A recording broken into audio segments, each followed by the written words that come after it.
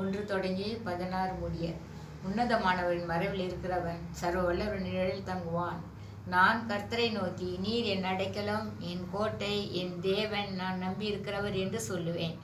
அவர் உன்னை வேடனுடைய கண்ணிற்கும் பாழாக்கும் கொள்ள நோய்க்கும் தப்புவிப்பார். அவர் தமது சிறகுகளாலே உன்னை மூடுவார். அவர் சேட்டைகளின் கீழ் அடைக்கலம் புகுவார். அவருடைய சத்தியம் உனக்கு பரிசையும் கேடகம் ஆகும்.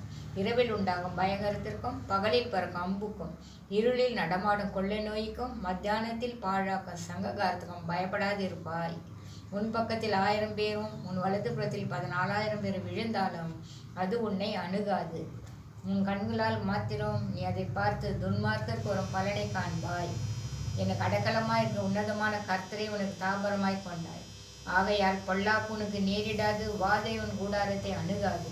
உன் வழிகளெல்லாம் உன்னை காக்கும்படி உனக்காக தம்முடைய தூதர்களை கட்டளையிடுவார். உன் பாதம் கல்லில் இடராதபடிக்கு அவர்கள் உன்னை தங்கள் கைகள் ஏந்தி கொண்டு போவார்கள். சிங்கத்தின் மேலும் விரியன் பாம்பின் மேலும் நீ நடந்து பால சிங்கத்தையும் வலு சர்பத்தையும் மிதித்து போடுவாய். அவன் என்னிடத்தில் வாஞ்சியாய் இருக்கிறபடியால் அவனை விடுவிப்பேன். என் நாமத்தை அவன் அறிந்திருக்கிறபடியால் அவனை உயர்ந்த அடக்கலத்தில் வைப்பேன்.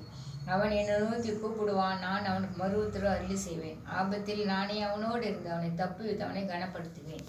நீடித்த நாட்களால் அவனை திருப்தியாக்கி என் ரட்சிப்பை அவனுக்கு காண்பிப்பேன். ஆமென்.